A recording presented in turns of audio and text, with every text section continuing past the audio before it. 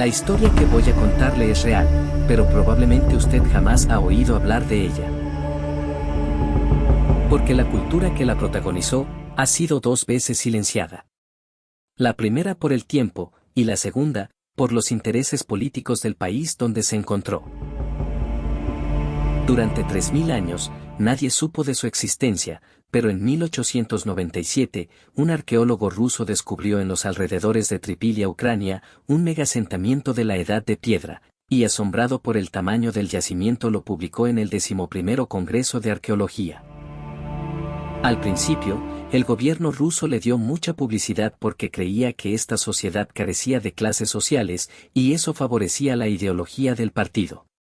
Pero pronto se descubrió que estas ciudades sí tenían jerarquías, y peor aún, que eran lideradas por mujeres, así que cortó la financiación y censuró las publicaciones. Durante los 100 años siguientes, nada se avanzó en el estudio de esta cultura. Hasta que arqueólogos de otros países de Europa encontraron emplazamientos en lugares fuera de la cortina de hierro, y dieron a conocer al mundo uno de los pueblos más misteriosos y significativos de la historia humana. Quédate hasta el final, porque lo que vamos a mostrarte es muy difícil de entender desde nuestra perspectiva.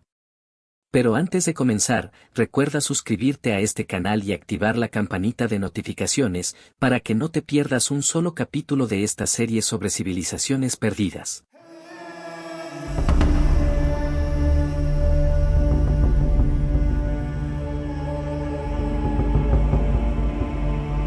En el sureste de Europa, entre los Balcanes y la frontera ucraniana con Rusia, se encuentra una zona que los arqueólogos llaman el horizonte de casas quemadas.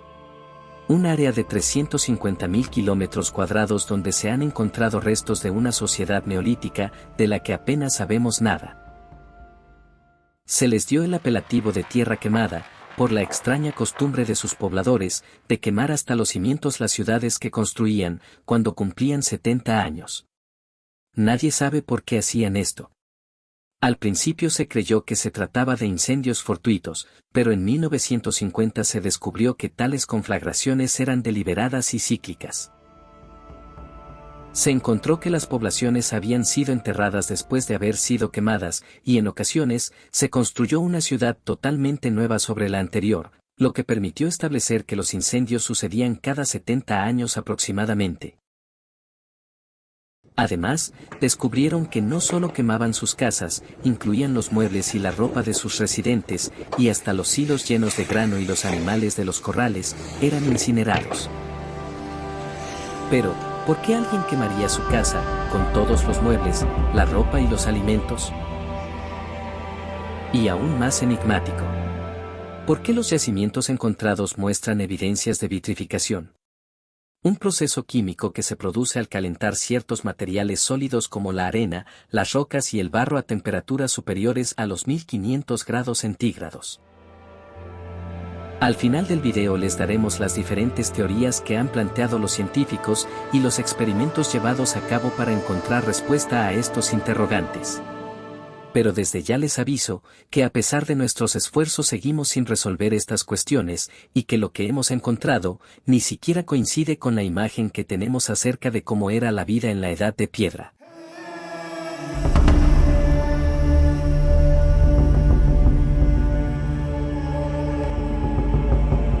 Durante décadas esta pregunta fue uno de los grandes interrogantes que se hacían los arqueólogos. Pues a pesar de que a la fecha se han encontrado más de 2000 asentamientos, han sido muy pocos los restos óseos hallados en sus ciudades. Desconocemos si los Cucuteni enterraban a sus muertos, o si tenían rituales funerarios, pero la evidencia muestra que carecían de cementerios. Explicaciones variopintas, que van desde la cremación hasta el canibalismo, se han elaborado para justificar la ausencia de huesos.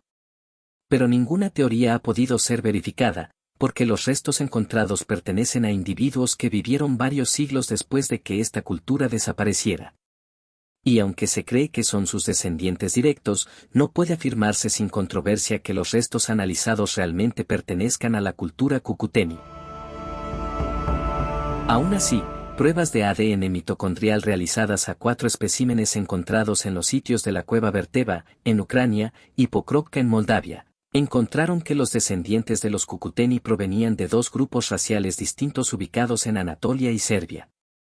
Se cree que alrededor del año 5000 a.C., iniciaron una migración cruzada que los llevó a encontrarse en las costas del Mar Negro.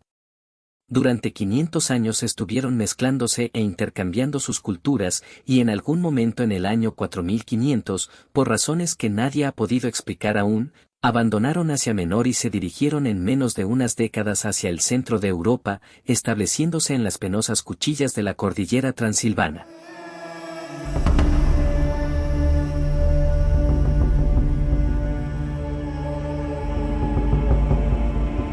Un aspecto muy difícil de lidiar acerca de esta civilización es la inexplicable sofisticación administrativa, urbanística y sociocultural que se ha encontrado en sus yacimientos. Fuimos acostumbrados a creer que durante la Edad de Piedra los humanos eran primitivos, carecían de herramientas y vivían precariamente, sometidos a las inclemencias de la naturaleza en pequeños poblados de pocos individuos. Pero nada podría estar más alejado de la verdad excavada en los emplazamientos Cucuteni. Se han encontrado alrededor de 2000 sitios de esta cultura regados en los actuales territorios de Montenegro, Croacia, Bosnia-Herzegovina, Serbia, Hungría, Eslovaquia, Bulgaria, Rumanía, Moldavia y Ucrania. Algunos son pequeños caseríos de apenas un centenar de viviendas, pero otros son ciudades de varias hectáreas de extensión como Nevelivka, en Ucrania, que llegó a tener 1200 edificaciones, varias de ellas hasta de 3 pisos de altura, calles empedradas, templos, plataformas y paredes decoradas con estuco rojo. Todo esto, hace 6000 años. Las edificaciones eran realmente masivas, siendo el tamaño promedio de una vivienda familiar 600 metros cuadrados. Los edificios públicos eran aún más grandes y llegaron a tener varios pisos. También se encontró evidencias de una fuerte actividad comercial entre estas poblaciones, que estaban separadas por unos pocos kilómetros y se comunicaban entre sí por una vasta red de carreteras.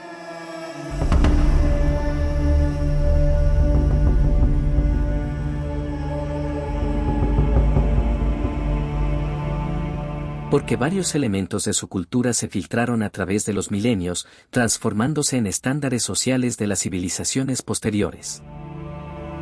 Un ejemplo de ello era la organización de sus ciudades, construidas con casas rectangulares, alineadas de forma radial y protegidas por un foso. Los edificios seguían un plan urbanístico, ordenados en círculos concéntricos sucesivos, con callejones radiales que partían del centro de la población aprovechando al máximo el espacio disponible. Hay documentados barrios enteros de artesanos especializados, que disponían de hornos complejos y de tornos de alfarero, lo que les permitiría producir en serie su cerámica. Este esquema de distribución urbana se transmitió de generación en generación hasta la Edad Media, y explica el por qué los castillos y las ciudades medievales europeas fueron diseñadas de la manera en la que las conocemos. Otros ejemplos aún más llamativos provienen de los símbolos hallados en sus cerámicas. Por favor, observe esto. Nadie sabe qué significaba esto para los Cucuteni, pero sabemos que en la cultura taoísta, esta imagen representa un concepto denominado Taichitu, o diagrama del Tai Chi, que se refiere al equilibrio de fuerzas entre el Yin y el Yang, y cuya antigüedad y origen se desconocen. O la esvástica. Un símbolo muy común en la iconografía Cucuteni, y que de acuerdo a la historia oficial es de origen indio, de al menos 7000 años de antigüedad, referido por primera vez en los Vedas, y que por razones misteriosas ha aparecido repetidamente en la iconografía, el arte y el diseño producidos a lo largo de toda la historia de la humanidad. Estas concordancias hacen que sea muy difícil categorizar a esta cultura, y la enlazan con civilizaciones con las que no debió tener contacto alguno, disparando preguntas acerca de cómo, pueblos separados por miles de kilómetros y centurias, se transmitieron estos conocimientos, o más intrigante aún, si provienen de un tronco común del cual recibieron el legado.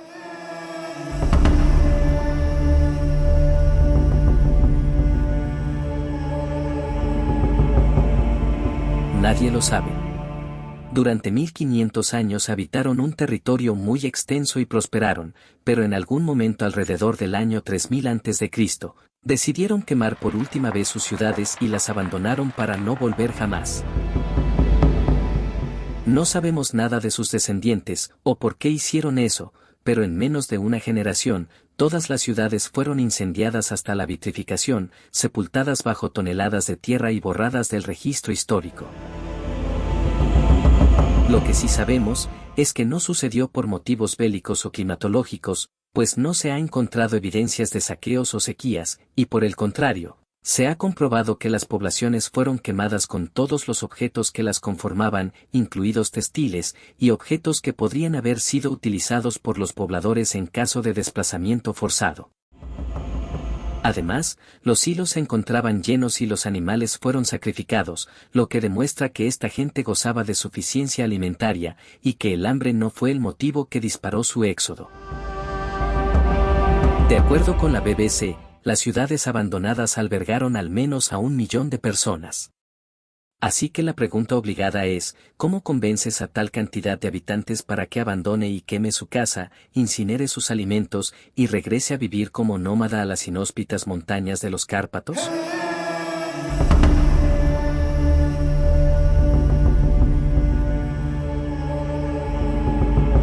Esta pregunta obsesionó a los estudiosos durante décadas y protagonizó las más enconadas polémicas, pues ninguna de las hipótesis planteadas satisface las evidencias arqueológicas descubiertas.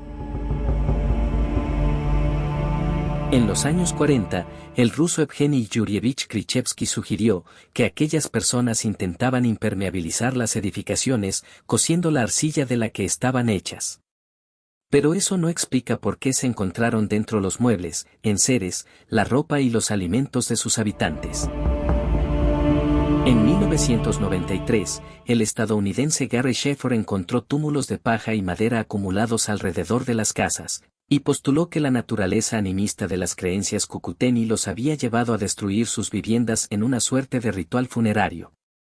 En él, las edificaciones al llegar el final de su vida útil, serían quemadas deliberadamente para liberar su espíritu y facilitarles su renacimiento con la reconstrucción que se hacía justo encima. Sin embargo, esto no responde la razón detrás del ciclo de 70 años que se encontró entre cada incendio, o el hecho de que se quemaran todas las edificaciones de la comunidad, incluidos los templos y edificios gubernamentales. Tampoco explica por qué un pueblo cuya esperanza de vida no superaba los 35 años, escogería un periodo que excede su horizonte vital. ¿Acaso creían que sus inmuebles vivían el doble de tiempo que ellos? ¿Y cómo medían los años de una generación a otra? Otras hipótesis se han aventurado a afirmar que los incendios tenían objetivos sanitarios, como el control de plagas y enfermedades. Pero esto tampoco satisface la naturaleza cíclica de las conflagraciones, pues de haber sido este el motivo, los incendios se habían distribuido de forma aleatoria regulados por las oscuras dinámicas naturales. Nadie se aventura a explicar la razón del abandono total de las ciudades en el año 3000 a.C. Simplemente, no hay suficiente información. Por otro lado, en el año 2018 un equipo de arqueólogos ucranianos y británicos quemaron intencionalmente 2 estructuras históricamente precisas. Para ello construyeron desde cero 2 edificaciones al estilo y con los materiales usados por los Cucuteni. Las casas estuvieron ardiendo por más de 48 horas y aún así, las paredes quedaron intactas, al igual que varias vasijas de barro y figuras colocadas en su interior, sin alcanzar la vitrificación observada en los yacimientos arqueológicos. Esto hizo preguntarse a los investigadores cuánta madera era necesaria para alcanzar las temperaturas registradas en los sedimentos. Sorprendentemente se descubrió que se requieren más de 130 árboles de leña para cada edificio de un piso, y 250 para aquellos que tenían 2 o más. Por lo tanto, un asentamiento de solo 100 casas habría requerido la asombrosa cantidad de 3,8 millas cuadradas de bosque para ser quemado.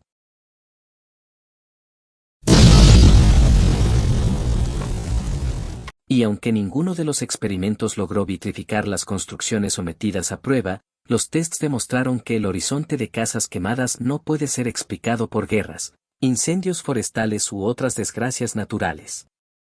porque los resultados encontrados en los yacimientos no han podido ser repetidos, y se desconoce qué técnica pudieron usar los Cucuteni para obtener semejantes resultados.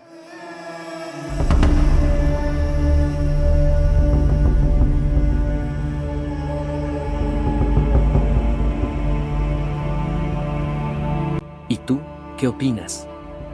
¿No es acaso muy impresionante lo que hicieron, siendo una sociedad de la Edad de Piedra? ¿Cómo consiguieron vitrificar sus ciudades, y lo más enigmático de todo, por qué? Deja tu opinión en la caja de comentarios, y si el video te gustó recuerda darle like, y compartirlo con tus amigos, a ver si ellos saben algo nuevo sobre este misterio. Y si te gustan los enigmas, las culturas ancestrales y los descubrimientos arqueológicos, deberías suscribirte a este canal, porque durante todo este mes estaremos analizando civilizaciones perdidas. Nos vemos en el próximo video, chao.